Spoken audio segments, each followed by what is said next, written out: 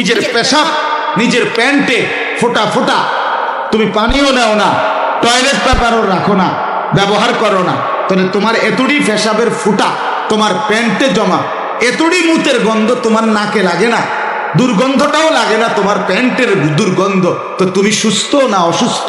তুমি প্রতিবন্ধী না তো কে প্রতিবন্ধী? বলো মিয়া, এটা তো একটা স্বাভাবিক কথা। 6 মাসের বাচ্চাও তো পেশাব করে দিলে চিৎকার মারে আমার হাফ প্যান্ট বদলাও। আর তোমার মতো এত বড় দামরা, তুমি অপদার্থ কেমনে এতটি মুত লইয়া ভাত খাও কেমনে, হতো কেমনে? ছি ছি ছি ছি ছি ছি ছি দেখ, ছি দেখ, নিকৃষ্ট রুচির মানুষ বেটা, একেবারে নিচু মানসিকতার লোক বেটা, একেবারে ফালতু, এটা একদম ফালতু। ছি দেখ, আল্লাহ আমাদেরকে মাফ করে দেন। বিড়ির গন্ধ নিয়ে যারা চলেন, কেমনে চলেন? কতটা দুর্গন্ধ, বিড়ির দুর্গন্ধ। আমার জীবনটা আমার কষ্ট হয়, কত সময় মনের কষ্টে হজম করি। এই মুসাফা করতে আসে, অনেকে জড়ায় ধরে, গন্ধ কি মিয়া, কি করবো আর, হজম করি, ধাক্কা দিয়ে তার ফেলতে পারি না কেন।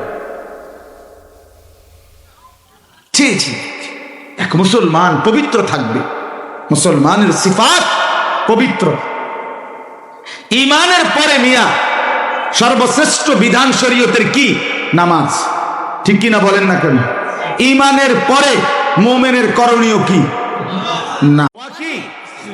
তাহলে স্বামী স্ত্রী দিয়ে আল্লাহ বলেন প্রথম বন্ধন, এটা দিয়েই আমি রব্বুল আলামিন এই আসক্তি, এই আগ্রহ, স্ত্রীর প্রতি কামনা বাসনা, নিজের চাহিদা পূরণ, আল্লাহ তাআলা এটার দ্বারা বলেন আমি তৃপ্তিও দিচ্ছি, সন্তানও দিচ্ছি, পরবর্তী জেনারেশন সামনে নিচ্ছি। তুমি সবর করো, তুমি অপেক্ষা করো, যে মালিক দিয়েছেন সে মালিক হালাল পূরণের চাহিদা পূরণের ব্যবস্থাও তো রেখেছেন।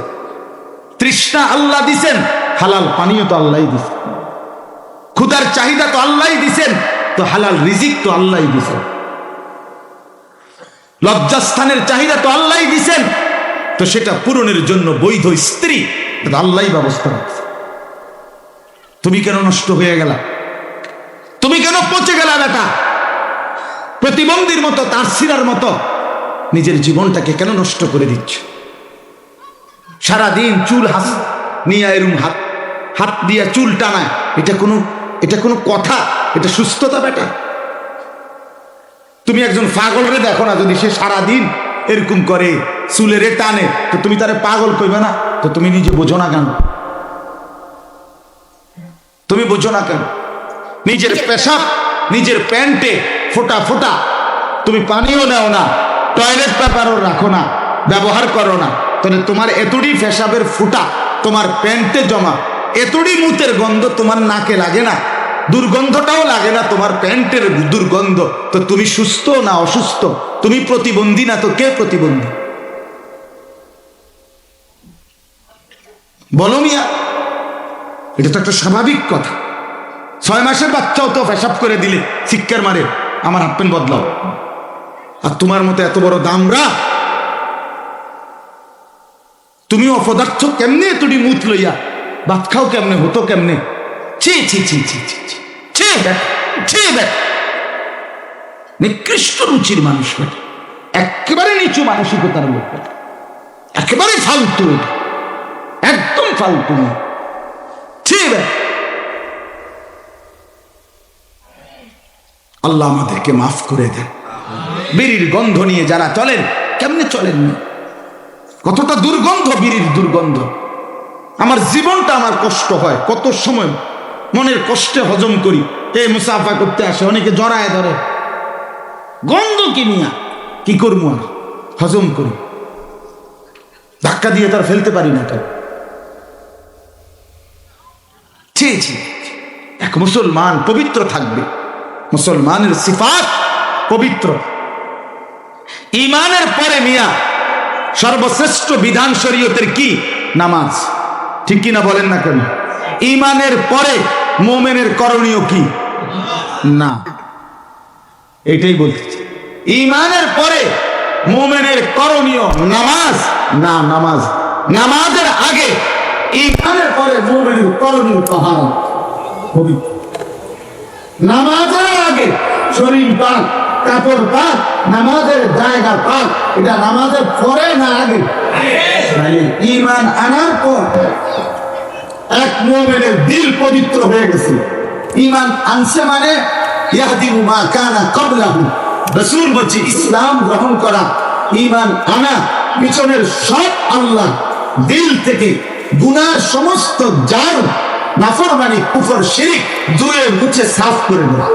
তাহলে ঈমান আনছে মানে তার ভেতরটা পবিত্র হয়ে গেছে। এইবার সে বাহ্যিক দেহটা পবিত্র করবে, শরীরটাকে পাক করবে।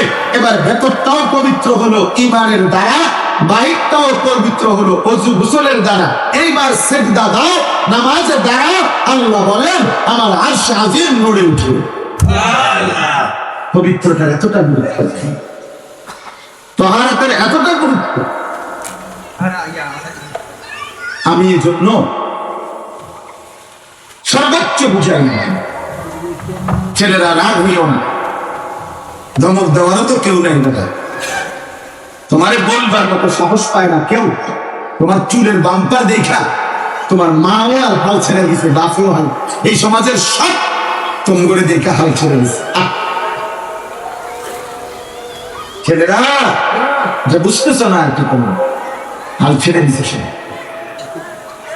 এই জন্য আমি অনুরোধ করলাম, আজকে আমি এই কথাই বলি, আমাদের সামনে মাহে রমজান,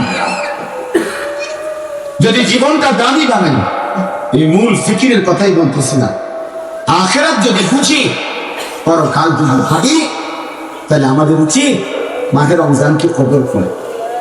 মাহে রমজানকে যদি কেউ দামি বানায়, নিশ্চিত তার আখিরাত জান্নাত সুন্দর হয়ে যাবে। মাহে রমজান মানেই জান্নাতের জন্য, মাহে রমজান মানেই আখিরাতের জন্য, মাহে রমজান মানেই মুত্তাকি বানানোর জন্য, মাহে রমজান মানেই মৃত্যু পরবর্তী জিন্দেগিটাকে সুন্দর করার জন্য। এই জন্য আল্লাহ তাআলা বলেন, বান্দা আমি স্বাভাবিক যতগুলো বিধান ছিল তাও দিছি, অতিরিক্ত মাহে রমজানটাকে আরো ইবাদত দিয়া সাজাইছি। এই রমজানে ইফতার এটা একটা ইবাদত, সেহরি এটা একটা ইবাদত, তারাবি এটা একটা ইবাদত, এরপরে কোরআনুল কারীমের তিলাওয়াত এটা একটা ইবাদত, শবে কদর এটা একটা ইবাদত, ইতিকাফ এটা একটা ইবাদত, এতগুলো অতিরিক্ত ইবাদত। আর আগের 5 ওয়াক্ত নামাজ, হারাম বর্জন, গুনাহ ত্যাগ, আগের গুলো তো আছে, আওয়াবিন, ইশরাক, চাষ, তাহাজ্জুদ, এগুলো আরো অতিরিক্ত দিলাম। এই সবটা মিলাইয়া তুমি নেক আমলে ডুবে যাও, গুনাহ থেকে বেঁচে থাকো। আল্লাহ তাআলা বলেন এটা আমার জান্নাত দেওয়ার সিজন, মৌসুম। আমি 1 মাসে আমার কোটি কোটি বান্দাকে মুত্তাকি বানিয়ে জান্নাত দিয়ে দিতে।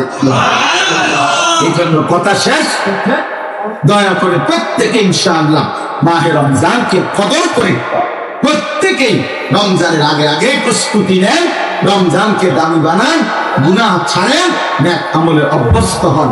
যুবক আবারও বলি, নষ্ট হইও না, নষ্ট হইও না, নষ্ট হইও না, ভালো হতে চেষ্টা করো, চরিত্রবান হতে চেষ্টা করো।